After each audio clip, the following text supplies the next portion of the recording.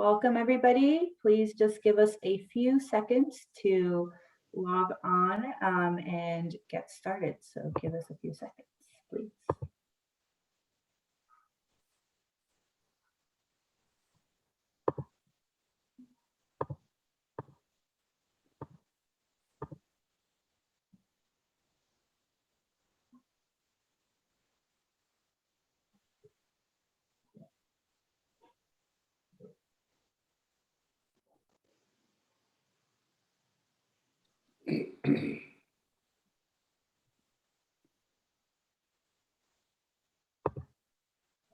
Right, we're now live on Facebook. Thank you, everybody, for joining us. I will just quickly mention before we get started for folks who will need English to Spanish translation, we have a Spanish simultaneous translation service today offered by Gustavo Sanchez. So please feel free to use the interpretation option at the bottom of your screen. If you're on a laptop, it's going to look like a globe and it says interpretation, and just select Spanish. If you're on a mobile device, it will, you'll go to the bottom of your screen, click the three dots that say more or más, and then select translation from there. So Gustavo, if you would like to just let folks know in Spanish those instructions. Sí, buenas tardes a todos, bienvenidos a el webinario de hoy día. Para las personas que necesiten información en español, vamos a estar haciendo una interpretación simultánea del taller, y lo que van a hacer para las personas que están usando una computadora, van abajo en la barra de herramientas que aparece, cuando movemos el ratón, hay como un mundo, le van a hacer clic ahí y nada más van a seleccionar el canal de español o español, y para las personas que están usando el teléfono, una tableta, simplemente le van a hacer clic en los tres puntos debajo de la pantalla donde dice más, y ahí van a seleccionar, va a estar la opción para seleccionar el canal de español.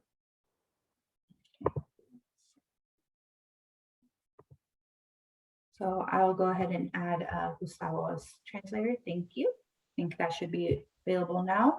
And then I'll just hand it over to our wonderful board member, Monse, to introduce our speaker for today. So thank you, Monse.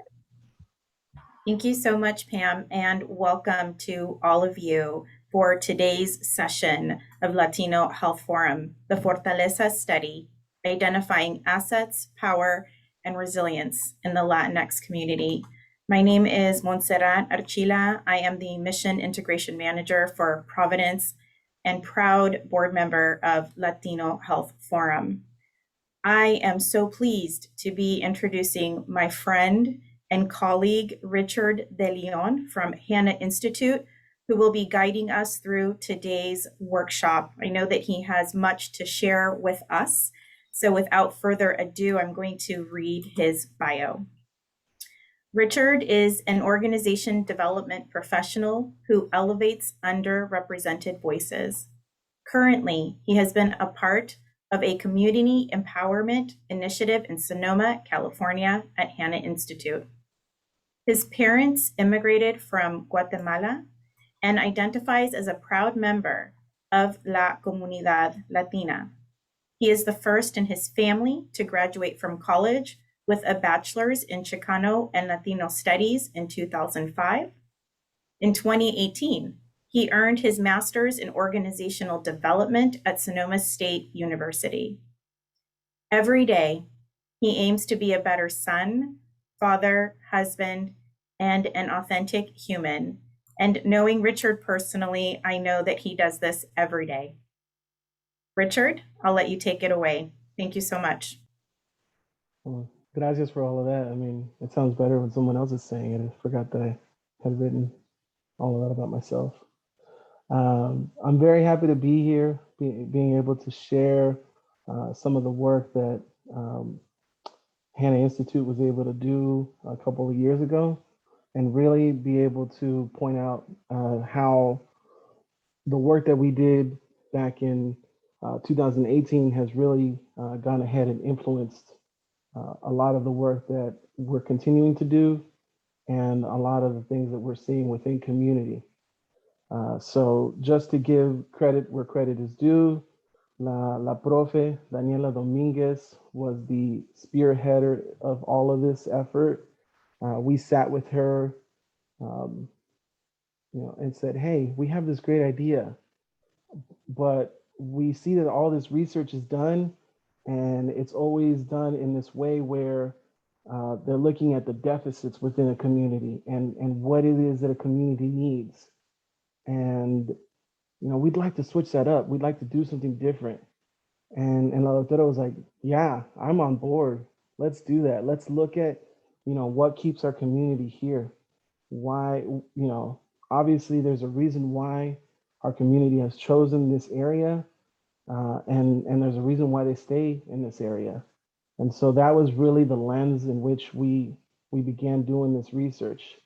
And we also wanted to make sure that it was a process that wasn't just like, we're coming in, we're going to study you folks, and then we're on our way out. It was really this process of like letting folks know that we wanted to have this conversation because we wanted to use this information as something that was going to be public knowledge and information that was going to stay within community.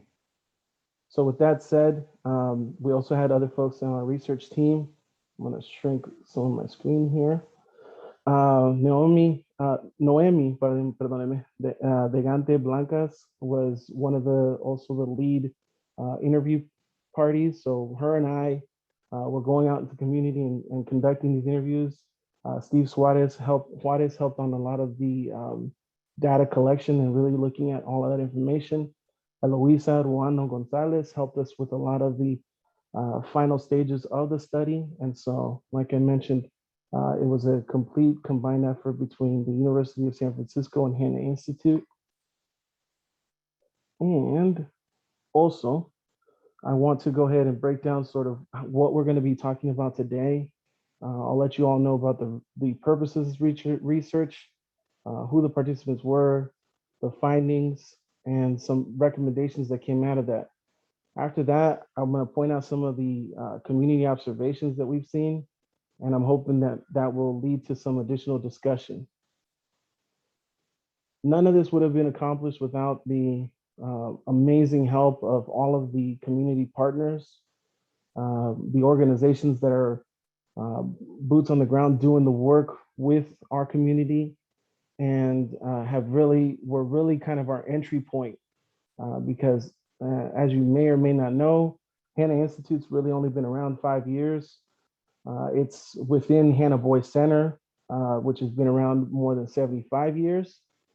They work with students who, for one reason or another, weren't successful in the school systems, the public school systems, and are able to get the personalized attention and support at Hanna Boy Center, where they not only go to classes, they have room and board, and have the opportunity to also experience things by taking trips and or start to develop career opportunities for themselves.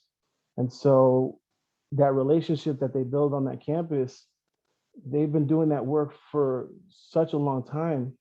And 5 years ago, it was decided like we should start sharing some of this information with community. When we talk about trauma-informed care or trauma-responsive care, it's really about that relationship building. And so Hanna Institute was developed with that purpose. So instead of just going out there and saying like, let's go out and do this, we decided that doing a little bit of research about our community was going to be very helpful. So we're very grateful to all these different organizations that helped us be able to do this research. The rationale because of the research, like I mentioned before, we wanted to get a chance to explore, the community in a way that wasn't just a scholarly look at it. We really wanted to understand the health and well-being of that particular area. The area that we're talking about is Sonoma Valley. So Sonoma Valley, for those, I'm assuming everybody knows, but just to be clear, it's on the east side of Sonoma County. It's essentially completely in a valley because on one end you have, you go north, you got Santa Rosa in that area. You go over the other way, you have Petaluma, and then on the other side of the valley you have Napa. And so it's really its own little nucleus there within this valley. And so We're lucky that we're in a beautiful location. When I say we, Hannah, we have a beautiful location there in Sonoma Valley.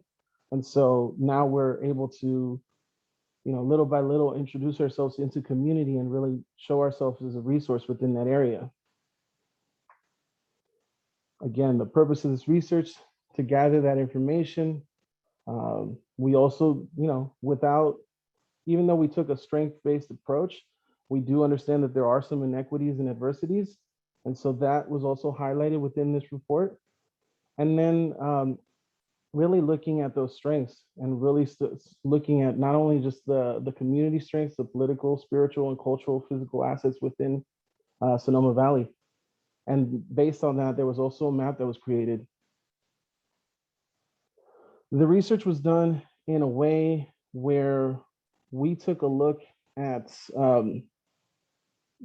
finding a way to engage with community in a very authentic way. We also wanted to make sure that we weren't just taking the information and doing nothing with it. So we're now in that action step of this process. So the community engaged research team that we had used this asset-based process. The asset-based community development, or ABCD, and it's a bit of a mouthful, was a concept that was developed in 1993 and really based on this community participatory research.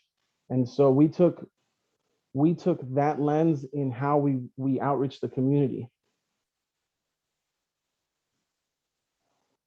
We located different community members, again, through our partners. We had a lot of assistance to introduce ourselves, because again, nobody knew who I was.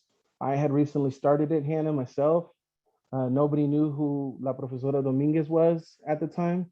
And so we really had to come in and be humble and say, we understand that we are, strangers and are not from this community. And so we would like to get to know you. And through that process, they had to be adults. They had to be someone who worked or lived in Sonoma Valley, and could give us an idea or concept of what that experience is like. So there was 5 different focus groups and 29 in-depth conversations.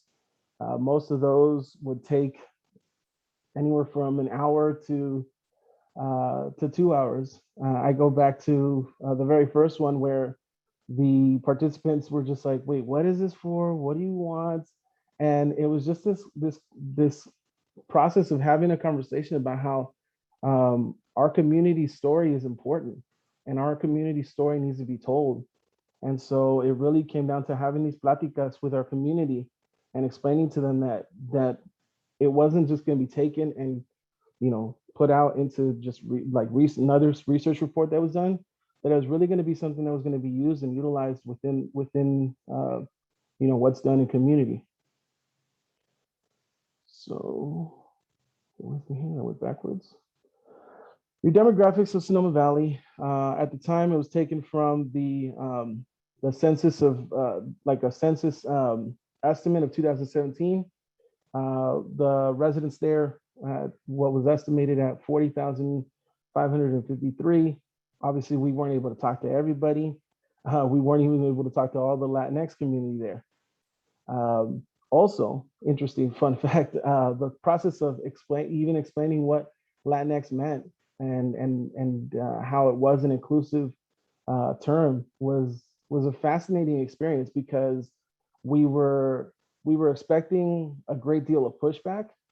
And when we were having those conversations with folks, when we explained that it was really coming from this place of inclusivity, as opposed to just like butchering the language, most of those conversations went like, oh, okay, well, that's, if it's to be inclusive, then almost everybody that we talked to was completely on board.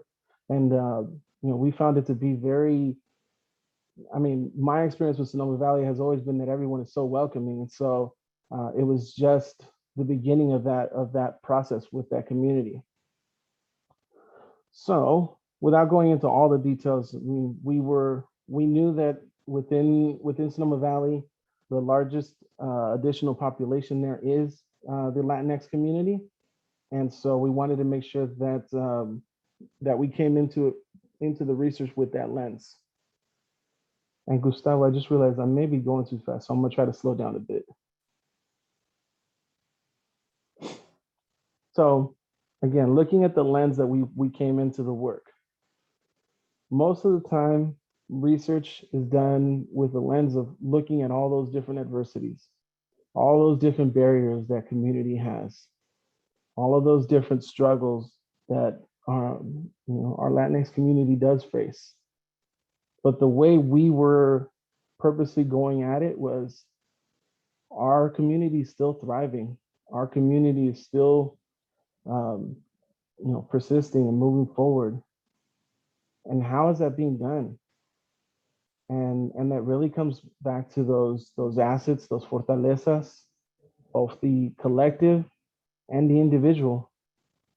Some of these stories that were told were very much of this coming from this place of, what I've had to overcome, and that it's not just the success of that one individual, it's the success of that next generation.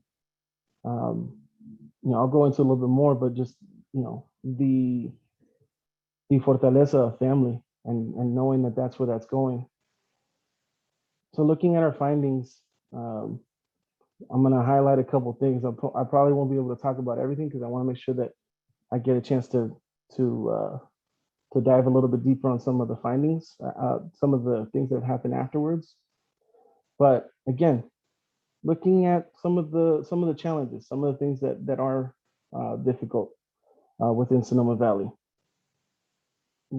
There is a socioeconomical disbalance. Most of the participants that we spoke to, because we did also have this health lens in the questions that we were asking, most of them did not have insurance, whether because their employer did not offer it or their documentation status. They, a lot of times, if anything happened, had to kind of figure it out little by little, which led to some stories of, certain people having to go to like the emergency room and only get, patched up. And then at that point, having to go to the curandera or having to go to an herbalist who could provide them alternatives because the general medical system wasn't there for them. One thing that was pointed out was there is an anti-immigrant sentiment. It's not overt. It's not always in your face, but it's something that our community is facing. And I think, this is not unique to Sonoma Valley, and I don't think it's unique to Sonoma County in general. It's an experience of, I think of just some of the things that I've been reflecting on in California. You think, folks are progressive and that, there's such a mixture of community that people are on the same page. And then there's like little incidents and things that happen that really show you that sometimes is not the case. And so there's also going to be that hypervigilance around that. Another thing that I wanted to really point out is a lot of our community pointed out that there's not much leadership that looks like us.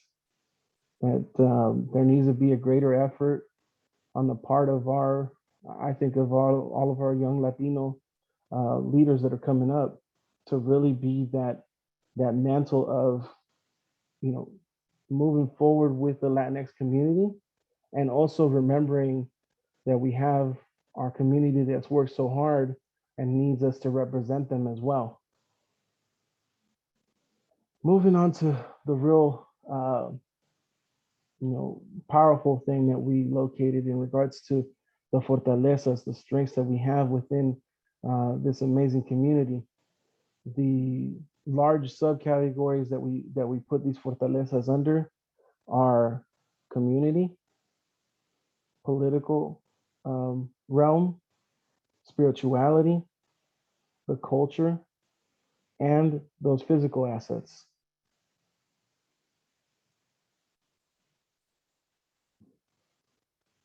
Looking at that summary, and I may not have mentioned this, but I'll put it in the chat later on. The report is still available for anyone to download and review. But looking at these assets, obviously I won't be able to go through all of these. And I'll be highlighting a couple more in just a moment.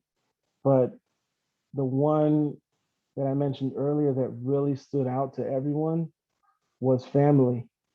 Not only family in that you're here in this country because you wanted a better experience for your family, but the concept of when adversity does come, family rallies around the situation and supports each other. Whether it's an instance of family member, again, because we had that medical lens, a lot of the questions went into when something medical had happened. Family rallied around that particular, like if the person was injured and couldn't go back to work, that they rallied around and helped provide for that family in that time of need. And so that challenge wasn't something that that Richard was facing on his own. It was a challenge that was met by all those who were there. And thank you, Monse, for putting that in the chat. It was a challenge that was met by the community, by the whole family, as opposed to just one unit. Looking at the research map, this is one area that we were really proud to be able to put together all of these different assets. We would, specifically with the focus groups, have folks kind of like, oh, there's this resource and there's this resource, and you can find this in this particular area. One of my favorites was, just the informal physical assets, whether it's the laundromat where you can find announcements of things that are going on with community or resources that are there, or the soccer fields where people are having a good time and enjoying themselves and spending time together. But then also there'd be times that someone would mention that they may be struggling with something, and so it was that informal conversation where now we can share this information. And again, on that same link that we just put in the chat, you can find the map as well. It's actually one of my goals that we can eventually continue updating that, because obviously that was in 2017, and there's been multiple additional assets that have come into our community that I would love to put in there. The other important finding here, again, highlighting the fact that the participants pointed out the familia being as one of the best and greatest fortalezas that we have. Again, not only just to help in moments of challenges, but also that social capital. I mean, we like to have a good time. Nosotros, la familia latina nos gusta celebrar y estar en fiesta. We like to have our times to celebrate. And so that informal social capital and trustworthy that's built is also a way of looking at collective healing. So another area that we noticed that we really wanted to highlight was the fact that having staff in locations that speak our language. Mi español is butchered sometimes, but that I can go out into community and speak to my community members in Spanish. It makes an immense difference. It shows that I've had maybe not the same lived experience, but I've had some of the same lived experience. And so when I go out to community, it's something that I'm very honored to be able to be accepted. And I know that one of those reasons is that because I can express myself in the language that our community is more comfortable with, and that the Latinx community can, even if they can speak English, it's like it's their first language, and so that's where they can connect. looking at all these recommendations and some of the things that there's a full list of 20, but again, pointing out some of the bigger ones, the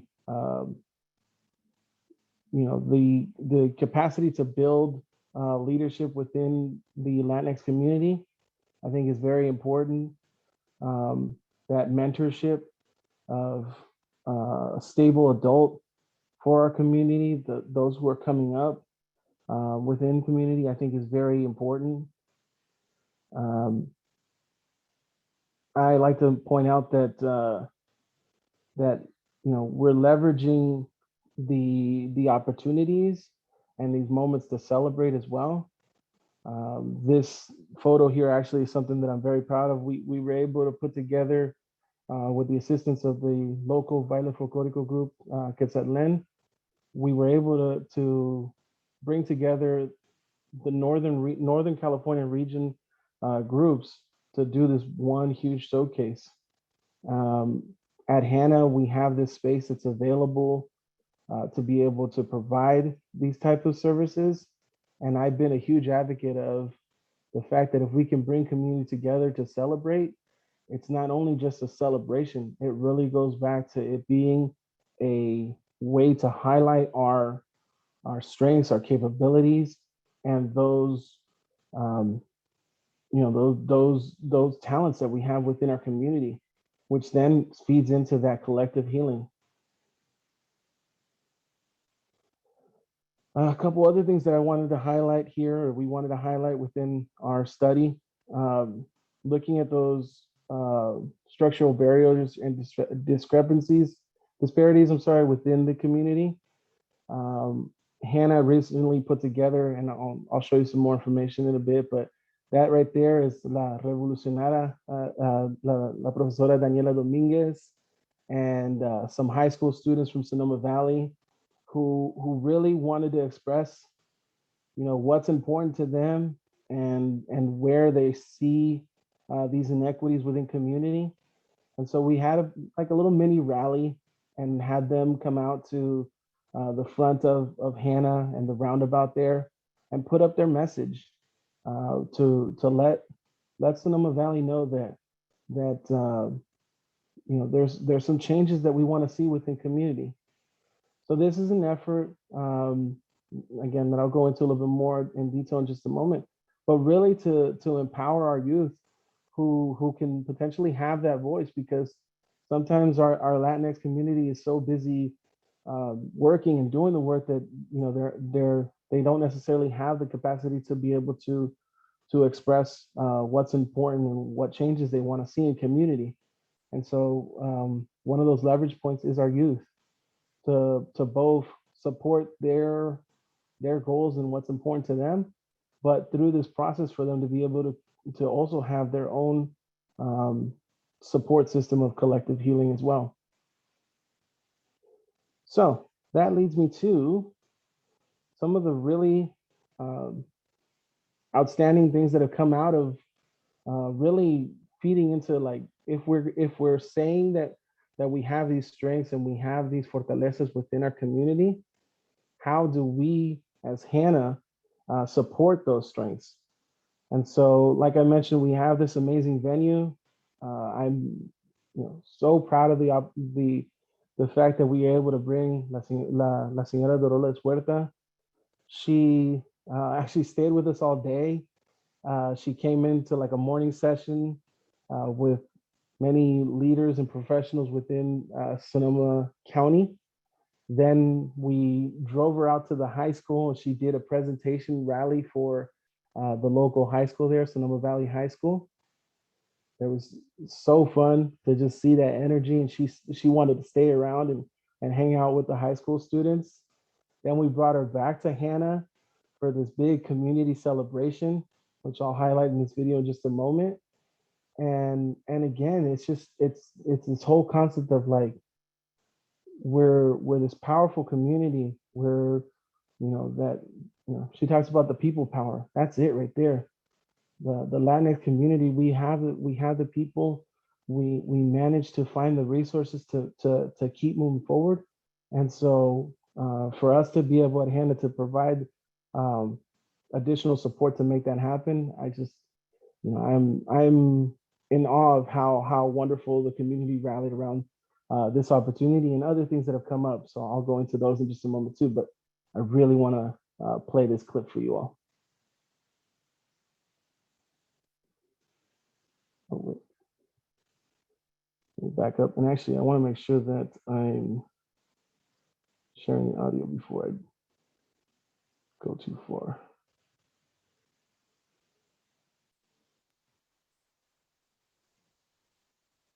Technology, right? Bear with me here. There it is.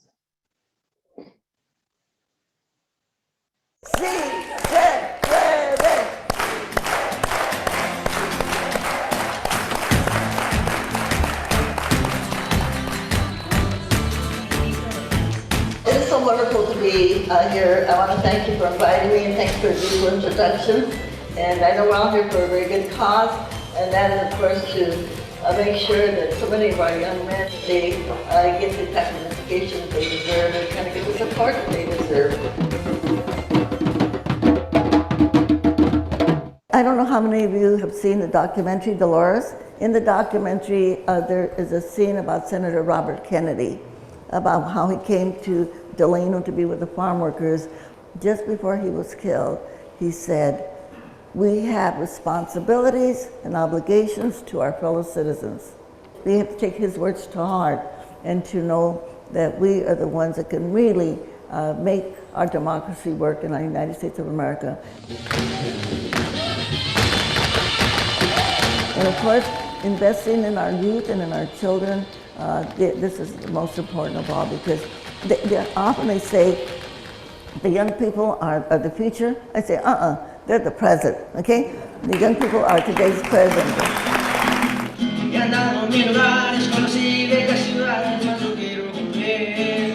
Who's got the power? We got the power! What kind of power? People power! Are we going to go out there and organize and make sure that we have justice and democracy in our United States of America? What do we say? Sí, se puede.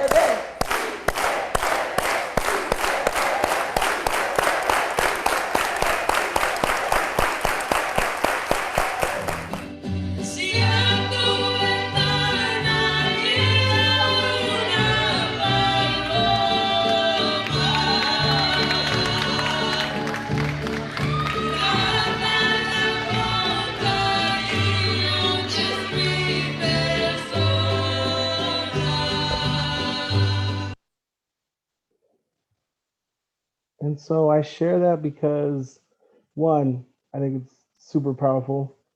And two, it's, again, she, without having done all the research that we did, is talking about those strengths and talking about that community rallying together. And so it was, la señora ya tiene 91, she's already 91, and I'm hoping that at some point we could still bring her back to Hannah at sometime soon. Other observations that we've had within Sonoma Valley, again, the pillar of the community, La Luz Center, during the pandemic, and even before that, and now, they've been one of the main resources within Sonoma Valley.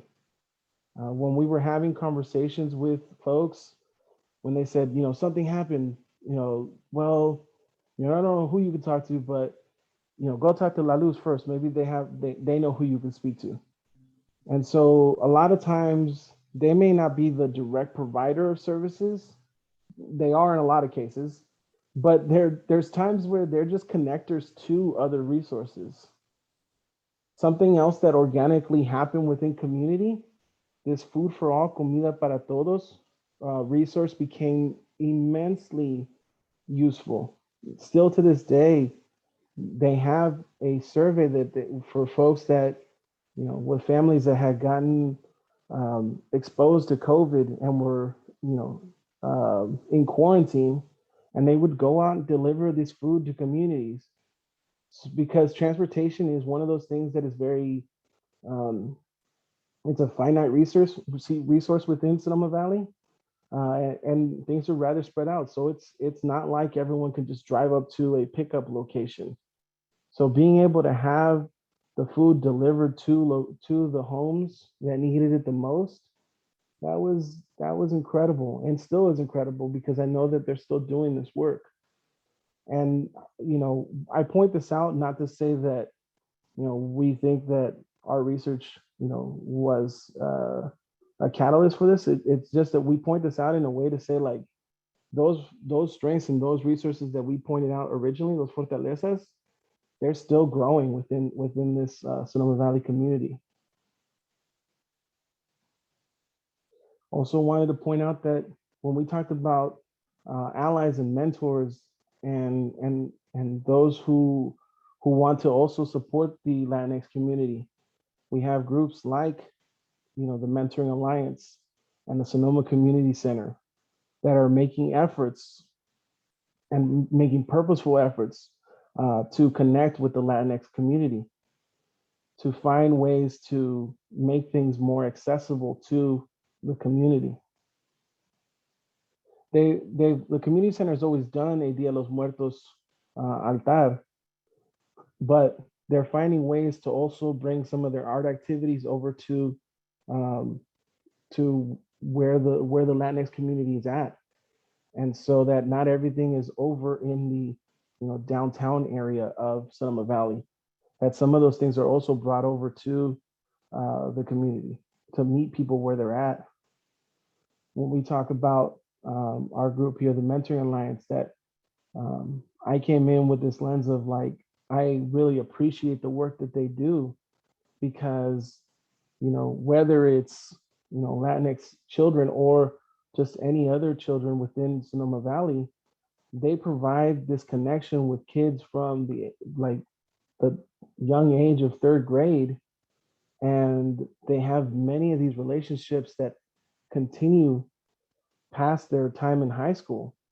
And that stable relationship, again, is something that will enforce that resiliency within that young mind, to be able to have not only their direct family, but this other adult that they can trust, and that they know they have that additional support from. Some of the other trusted voices that continue doing fantastic work is our community health center there in Sonoma Valley. And also, I have personally seen the amazing work that the office of Susan Gorin has been doing. Karina, who is her assistant, really speaks to the community, has grown up there in the community, and is doing work to provide information and resources to specifically our Latinx community in Spanish. So the screenshot that I have here at the bottom is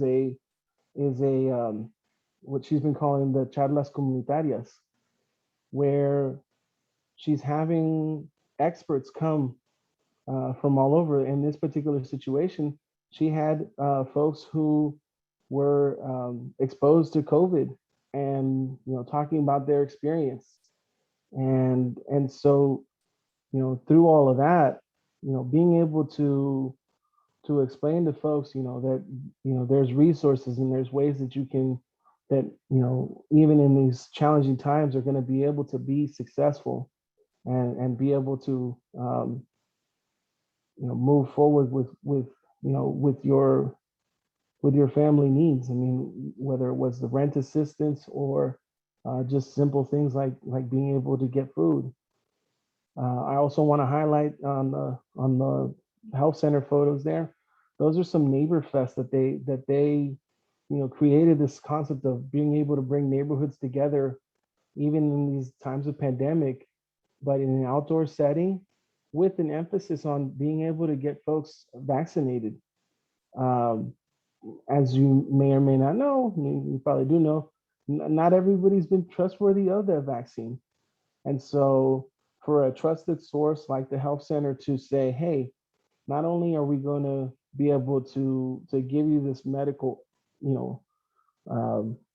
aid for free, but then on top of that, to be able to create it to be some sort of celebration, again, it's that coming together of community to create that collective healing. Something that I mentioned earlier, and that photo that you all saw of La Profesora Dominguez, is this mental health initiative. We had the folks from the Catalyst Fund, amazing community members in Sonoma Valley, reach out to us and say, hey, we've noticed that, especially through the pandemic, there seems to be a lot of concern around student mental health, youth mental health. And is there anything that we as community members could do to support these students? Is there something else that we could be doing to provide services to these students? La doctora sat on it for a bit and said, hey, I've heard of this concept called healing justice, where it's like the intersection of finding those social justice measures that are important to people. Sorry about that. That started a little bit faster than I expected. Finding that intersection of those social justice efforts that are important to whoever community, and also understanding that there's a level of mental health awareness that needs to go with that work, because it's not always going to be easy. And a lot of times when you're pushing for equity within a community, you're coming from a point of already being marginalized. And so when we talk about our Latinx community, we're constantly on the margins of that world. And so with the help of La Profesora's LLC of On the Margins, right there at Hannah, we were able to lead this effort called Sonoma Valley for Healing Justice. These high school students came together for 8 weeks during the summer.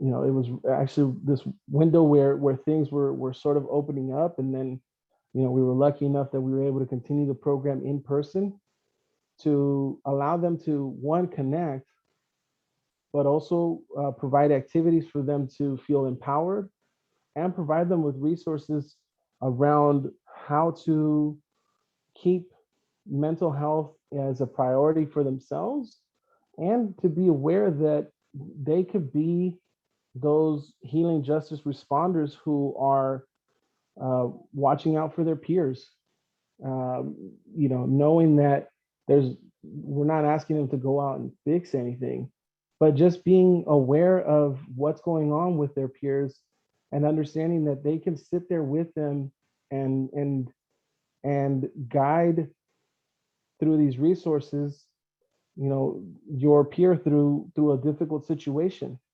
And know that if it feels way over the top of their head, they had numbers and phone numbers and websites that they could then connect with professionals who would then help themselves, help their peers.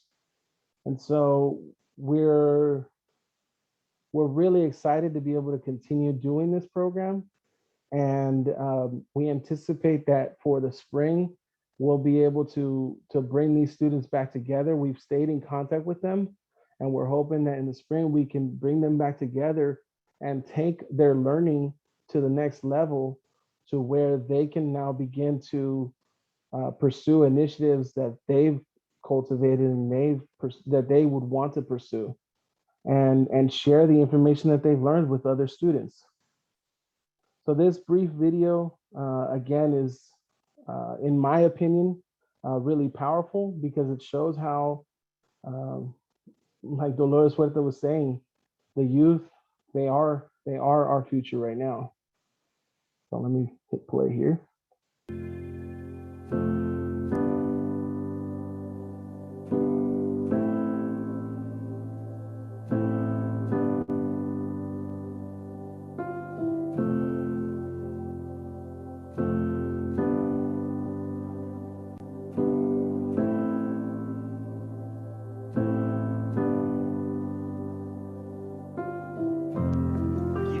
Think of all of the problems there, all of the problems. This is Daniela Dominguez reporting from Sonoma Valley. We are experiencing deep poverty over here. People are experiencing famine. And try to engage your vulnerageousness. This is a term that I like to use with the homies because we ask people to be vulnerable, but how can you be vulnerable without being courageous? And how can you be courageous without being vulnerable? So they're one of the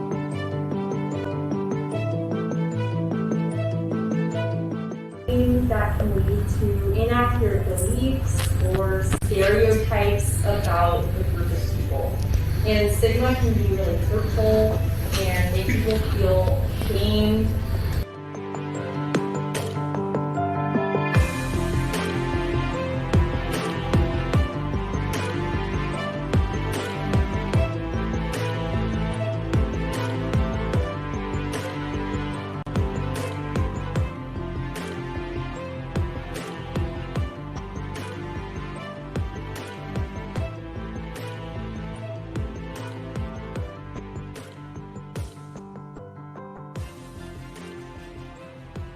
Right, I am so great because you go into it. This is your chance to let people know who you are, right?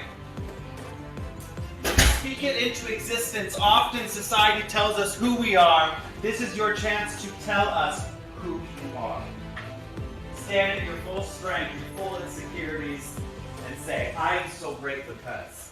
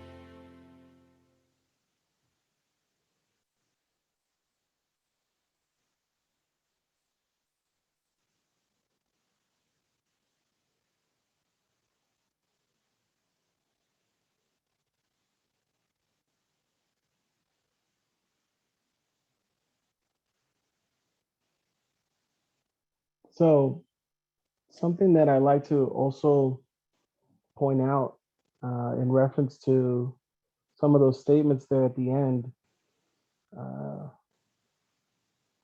these students, didn't have to take their summer to hang out with us. They didn't have to, take 3 hours of their Wednesday afternoons to be in this group, but they really wanted to be there. They would, could we told them we're going to start right on time, and we're going to try to end right on time. And these students would get there 10, we had 15, we had some kids that would show up half an hour early and just kind of hang out in the lobby while we were getting things ready or help us kind of get things going. So to me, that's that anecdotal information that to them, this connection meant so much to them, and that they were finding strengths in that community gathering and that coming together as youth. And so I'm proud that it's been something that the Hannah Institute, not only have we taken what we learned, but we're also finding ways to put it into effect, put it into work within community. Same as we do with a lot of the training that we do within community. We generally will work with a lot of youth serving industries, really looking at that trauma-informed lens of doing our work. And this is just another opportunity to do that specifically with youth. So in my haste to want to make sure that I was able to put in these videos and have you all watch these things, I was able to move quicker than I had anticipated. But that also leaves us with time to be able to have a discussion. And you may not have specific questions for me, but I have questions for you all to really think of the community that you work in and the health disparities that you see within your community. Are there similarities to what was described here in this report of Sonoma Valley? Do you see any differences within your community? I also would like you to think of what sort of support systems there are. Are there informal support systems that we're not necessarily considering at times? Again, going to where people are at as opposed to having people come to us. How do we go about doing that? Are we making the best effort to do that? And with that, it's always weird because I'm talking to myself. So I'm hoping that now you all will ask any questions that you may have about this experience. And also, I'd like to know if folks have stories that they'd like to share about their community. And Priscilla, thank you. It is heart-centered work. Yeah, and before I hand it over to Monse to moderate the Q&A, I just want to let folks know that, actually, let me give a couple seconds for Gustavo to catch up.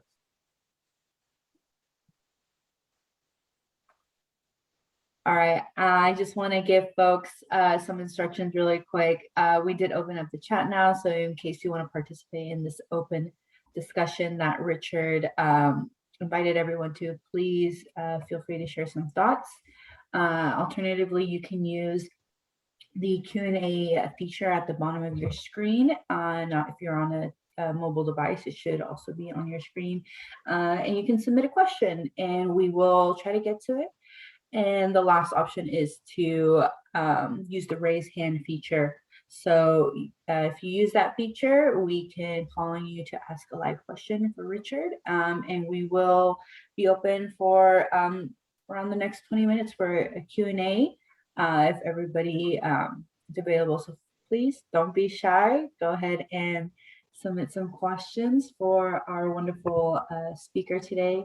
I do maybe want to just start off before once I hand it over to you, just with a really quick thank you to Richard. And we had speakers this week come in and talk about different areas of inequity, and I really like the stance that you're taking on focusing on Comunidad and Fortalezas and really kind of staying away from that deficit perspective, right? Because oftentimes when we're posed with all this data, which is kind of what we've been introducing these last couple sessions, it does seem a little bit like it's coming from that point. But the difference here is taking that data and using it and figuring something out, trying to strive toward solutions. So really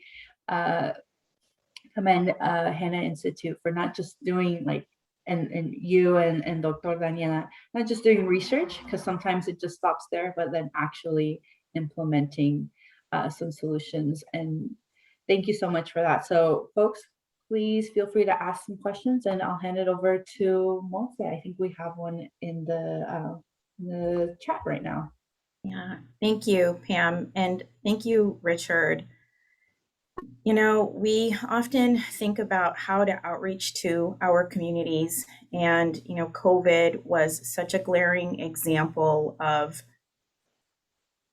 what we could have done better to ensure that messages were reaching our Latinx communities around education, how to protect ourselves, about the vaccine. And, you know, what you've showed us is this beautiful example, right? We ask, what does it take to outreach? What does it look like? What are the tools? How do I walk into the community? And what you've shown us throughout this presentation is you do it with love. You do it with love, and you do it with compassion. And I'm just so grateful for the work that you've done. So thank you. So our first question, Richard, do you know what your community needs to support and strengthen the role of community health outreach workers or promotoras or promotores in the Sonoma Valley? You know, I've actually forgot to mention that. I'm glad that that question was asked, because one of our very first focus groups was a group of ladies who had gone through the promotoras training through Center for Wellbeing. And, you know, it was their perspective on like how to outreach to community really kind of kicked off the way that we went about doing that work. Mari Carmen and La Señora Sabina provided us with that perspective. Actually, I think Karina was part of that group. It was like really helped us, you know, take into consideration, you know, how we're looking at community. And I wanted to highlight the fact that La Luz has really stepped up their game in that perspective as well. They have a really cool concept that they put together of La Luchadoras.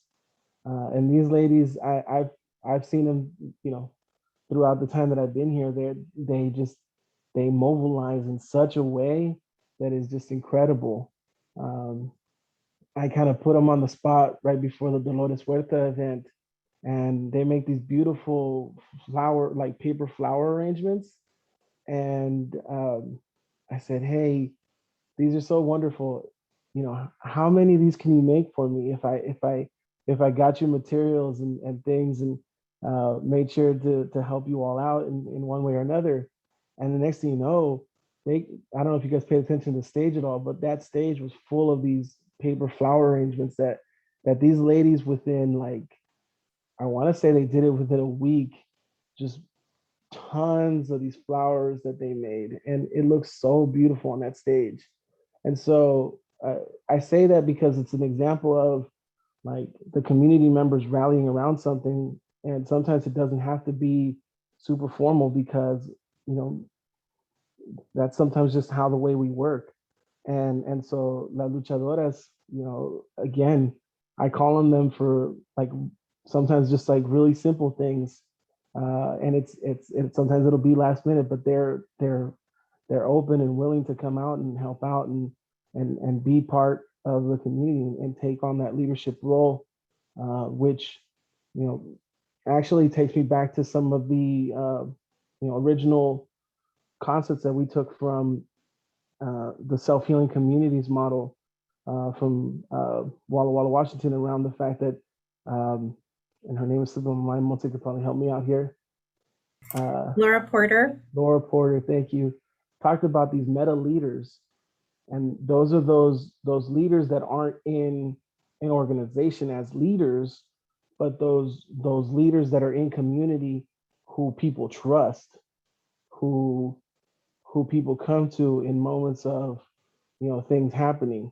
I think of La Señora Ligia Booker, who is still in community, who was the founder of La Luz, who, although she may not have a huge role within La Luz anymore, people will still go to her as a resource because they know that her heart's in the right place, and that even if she doesn't have the answer, she's going to ask the questions to the people who do know the answers. Great question. Thank you. I want to acknowledge Priscilla Abercrombie said beautiful work, inspiring and heart-centered work. Thanks, Priscilla.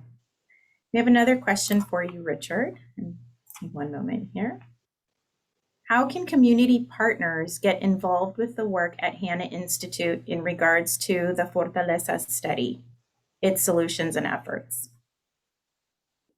Well, I would say take a look at the report itself. I know the link was put in earlier. I don't know if we can drop that in again, but I would say take a look at the report. And it's long, so if you just want to read the summary, that's fine too.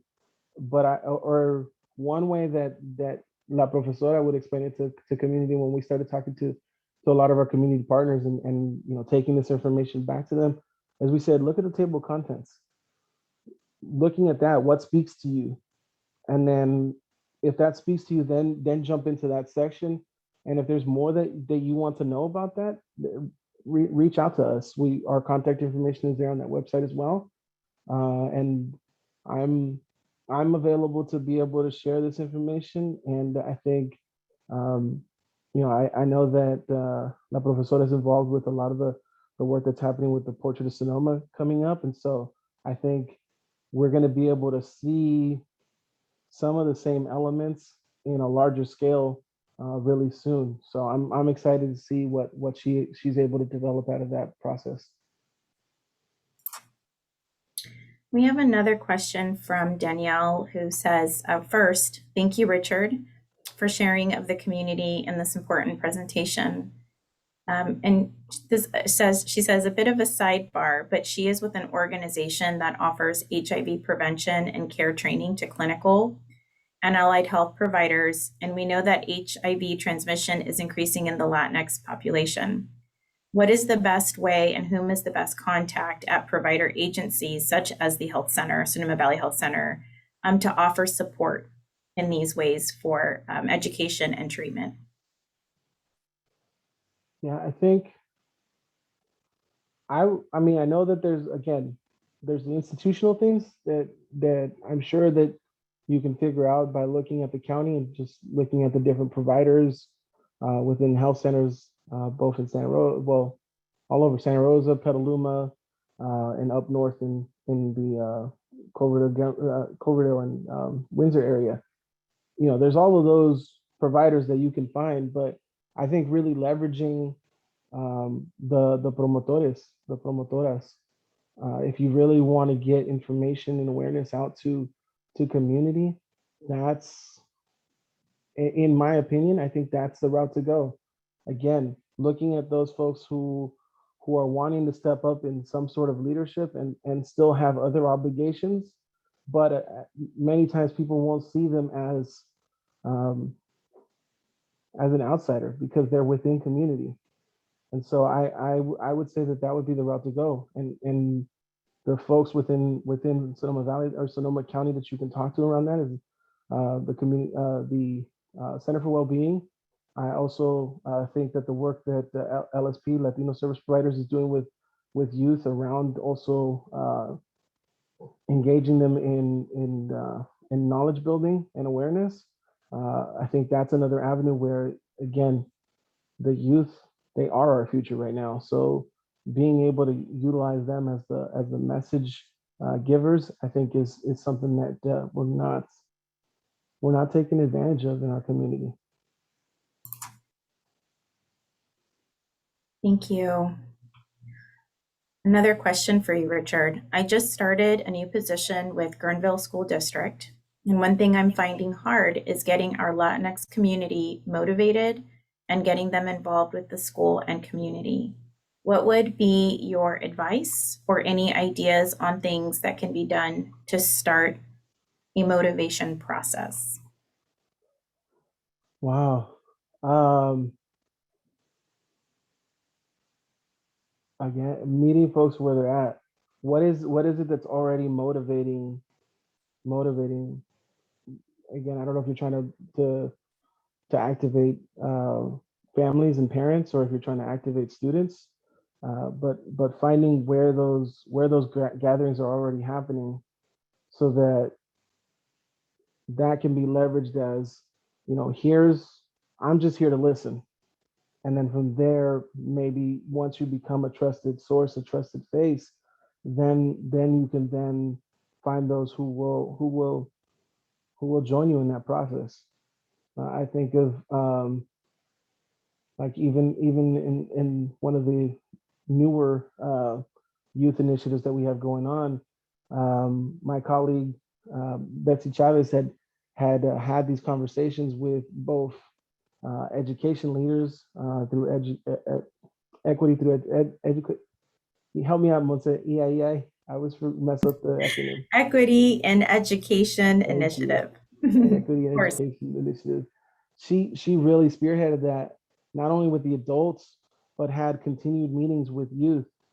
These youth vocalized their need for additional support and resources for them to be able to say, like, yes, we have these great ideas. How do we have those expanded? And next thing you know, we have wonderful Monse show up to the meeting and say, hey, well, maybe we could make that happen. And she and again, Dr. Dominguez, I'm her biggest fan. So I'm gonna keep talking about her. But between the two of them, they started this program called Dale, where we're really going to be engaging students from across the county and allowing them to dictate what efforts they want to move towards and providing them with, the steps to be able to do that. And so, that may be a roundabout way to answer your question, but I think it came down to this organic process of, talking to the students, listening to them, taking that feedback, and actually the adults that can make decisions, starting to make that something that we're like, hey, this is yours. Do with what you want with it, and we're just going to be the container to hold it for you all. So that's again, roundabout way of answering it. Yeah, but you make a really good point, Richard. I think to further that, something that you highlighted at the beginning of this presentation is that when you came into community, you thought about, one, we're coming to you, we're coming into your community, so we have to be thoughtful about how we do that. You thought about how important language was, to ensure that there were folks that spoke the language, that there was ability to communicate. You met people where they were. And I think that, sometimes, in relation to schools, there can be this idea that school feels safe for all. But I think sometimes it's just being in a capacity of listening to hear from your community how they feel about a school. So if you're looking at bringing folks in, number one is the listening piece. How does the community perceive this school, any school, not just the one that was, that was brought up the question, but just in general?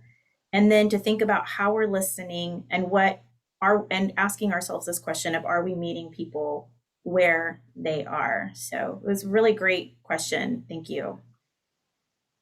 Okay. Yeah, and actually, once I was talking, I thought about how we even had people invite us into their home. Like, to me, that meant so much. And I would tell them, I was like, I'm humbled that you would allow this strange, big Latino dude come into your house and hang out with you and ask you all of these random questions. And I think that really came across in the fact that, we were coming in with this humility. We came in with, saying that we don't have answers, but we think your story is important, and your story needs to be heard in this academic study, but that's also a narrative of, this community in Sonoma Valley. Well, focusing on the assets, right? Coming in with that, what is your story? It's so important, it's so valuable, and treating it with love, and having that trust so that you can be invited in. Okay, next question for you. The summer program for youth that focused on mental health was very successful. How are they able to translate, or how are these students able to translate these new skills into their peer community and beyond? so that's the next phase of what we're hoping to establish. We're talking to folks who helped us put the program together, and we're also looking at, you know, what could this look like if we started a additional cohort of students next summer. But the idea is that we want them to create how the message is being sent out to other students. One of the things that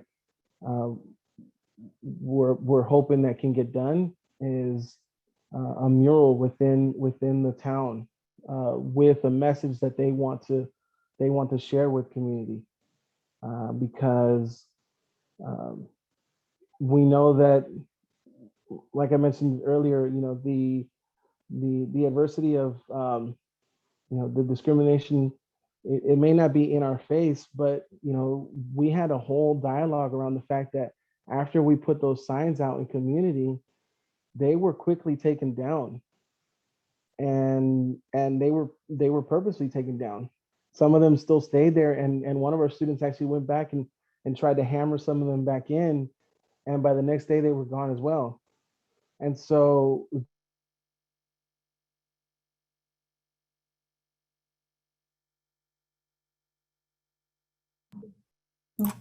Oh, I think we lost Richard there for a second, so let's just give it a second to see if he is able to log back on.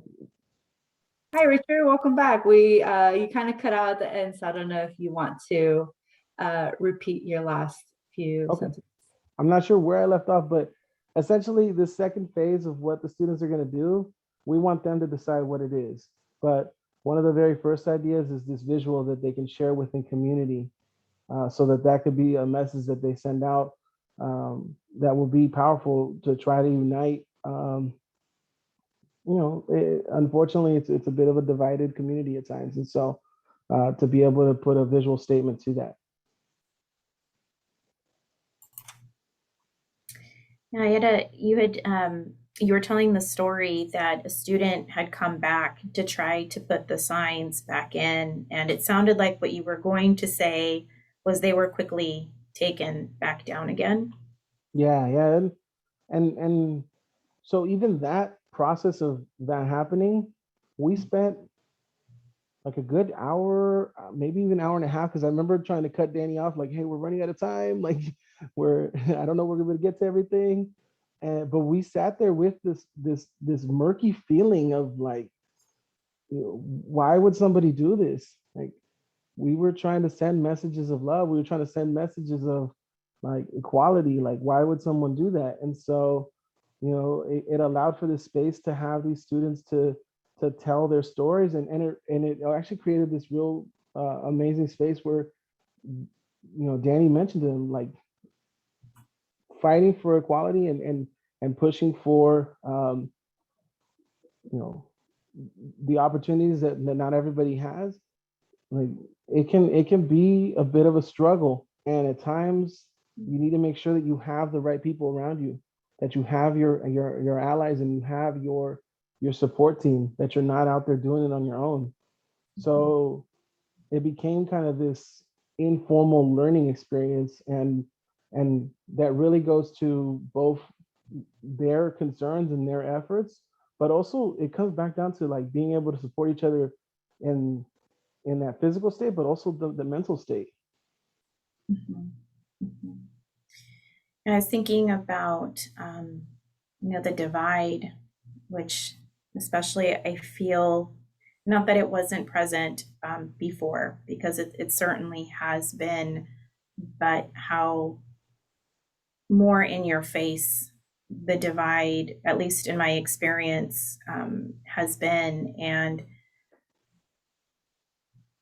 I think that, you know, having the opportunity to debrief with students and just even the community at large when these things happen is so powerful in building our resilience, to really get a sense of what is out there, what are we facing, what does it look like, so that we can think about how we approach it in the future. And I'm just curious, Richard, if you're willing to share maybe what, what some of the students, shared in terms of how what is my plan to approach this the next time, or just even feelings around that, if you wouldn't mind sharing some of that. Yeah, I mean, it became this space where even some of the students who aren't as vocal about where they stand on that disparity within the community, it allowed them to be there for the other ones, for the other students who have felt like they're constantly on the lookout and are constantly hyper aware of what's going on around them. And they had some real powerful stories around their experience of getting to where they're at this point, whether they were experiencing discrimination because of being Mexicanos, because most of the community there is from Mexico. So that experience, or being openly expressive about their sexuality, knowing that there can be backlash because of that. These students were describing these experiences, and we were very careful of saying that we knew that took that vulnerageousness that Dr. Farima was talking about there in the video, that they were being courageous and vulnerable at the same time. And so that this group that they had created was there to support, where they stood on those different things. And so, we as the adults were just there as observers and holding that container. And we told them, like, if you want someone to talk to, that we're available.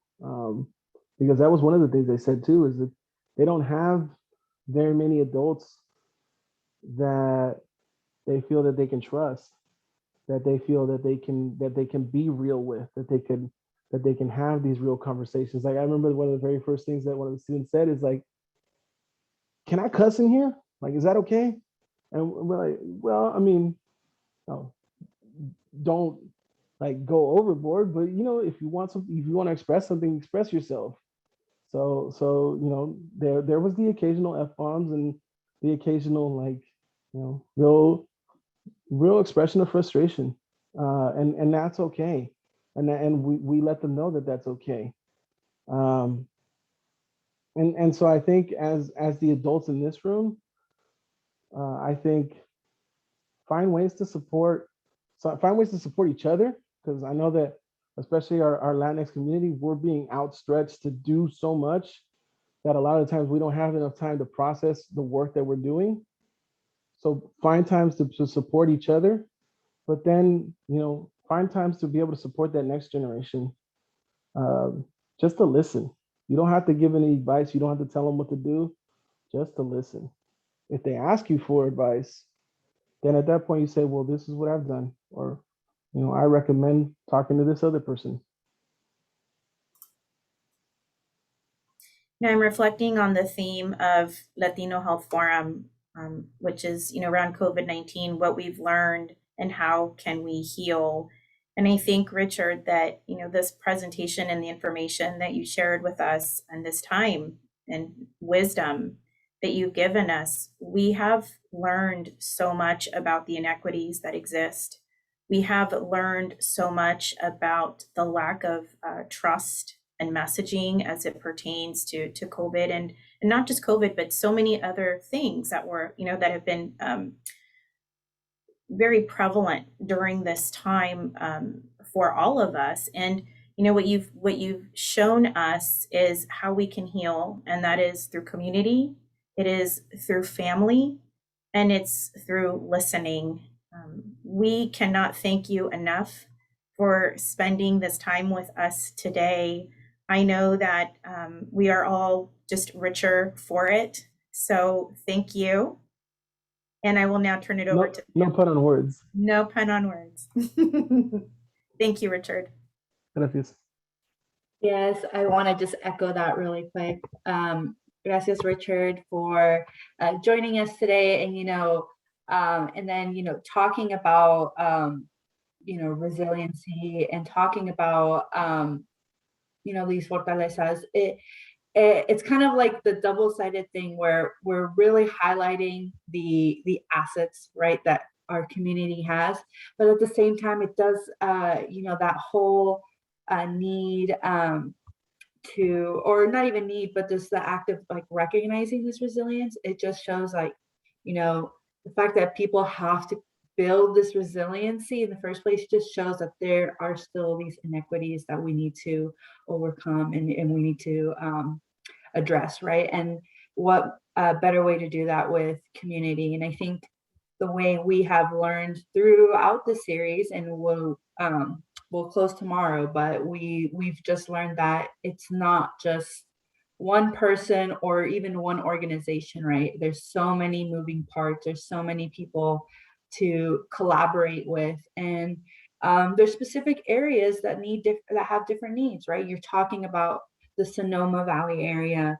Yesterday we were talking to Jeff Reynoso, and it's more Bay Area abroad, and then we have different needs depending on location, and that's okay, right? At the end of the day, the Latinx community, it's not a monolith, and just being able to hear your presentation just gives a lot of feelings of hope, right, for healing. And I'm glad that a year later after the pandemic, we're still focusing on that, and we're seeing the gaps close. We're seeing the improvements already.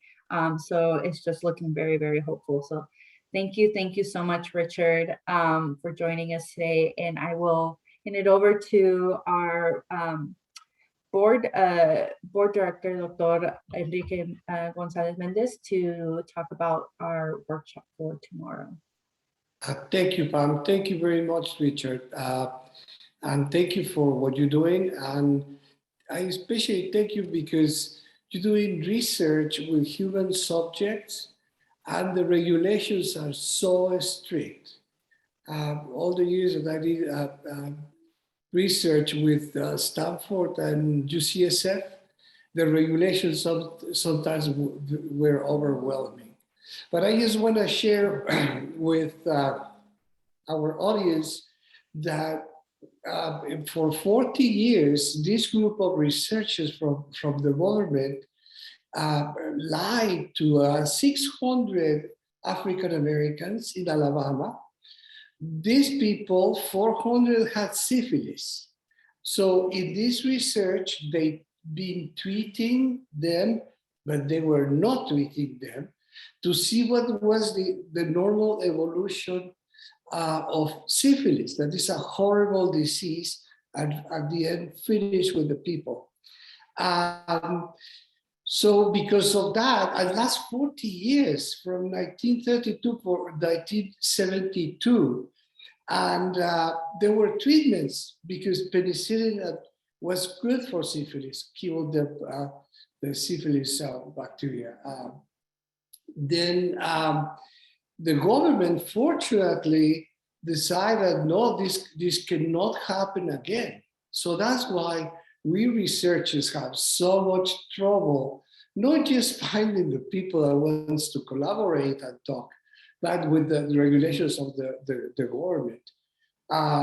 So thank you again, and my respect, because research is not that easy. No, they're not easy. You're right. Like, that's where I said, like, that 1 hour that we spent with one couple was because there's all these questions, and they were, because it's a research project, and so they were like, no, this doesn't seem right. And so just the process of explaining how, because it's an academic research, we have to go through all these steps, but that we're wanting to do this in a way that's very authentic, even though it had to be done in a very structured way. Yes, no, absolutely. I invite people to get involved in research, but it's not that easy. And That helps because then we make the diagnosis and then we offer treatments. That's the medical mind, but as you've been doing. Thank you very much, Richard. And thank you to Montserrat, and thank you to Pam. Tomorrow is the last day of this session, 29 years of Latino Health Forum. And we have two big things. One is the workshop presented by Comunidad panel. The name of it is Access to Mental Health and where it begins. That's very interesting because mental health is it's a big problem nowadays, especially after COVID. So we hope to see you there at noon. And at 1, we are going to give the Latino Health Forum awards to 5 or 6 people that we decide this year for their work in the community. There are many people that deserve this recognition, but because these 5 persons have been longer, they are older, then that's why we give it to them. So thank you very much, and don't forget that you can hear Richard today in is today, Pam, in KBBF 89.1 FM. Yeah. And they've been changing the times because they've been very kind and just help us. But at what time is that? I believe today it's going to be at 7 or 8 p.m. So let me actually just quickly check. So KBBF 89.1 FM, and for those that you don't know, is the first bilingual public radio in the United States, thanks to Sonoma State, where Pam works. Teachers that help got a grant, and I say because I've been there with 30 years, broadcasting non-stop, day and night, and it's interesting because we don't have commercials, we don't sell anything, just service to the community. Thank you very much again, so we'll see you tomorrow. Yes, gracias everyone. See you tomorrow, and you can listen to the session tonight at 7 p.m. on KBBF. So thank you, and thank you, Richard, so much. So we'll see everybody tomorrow. Thank you. Thank you.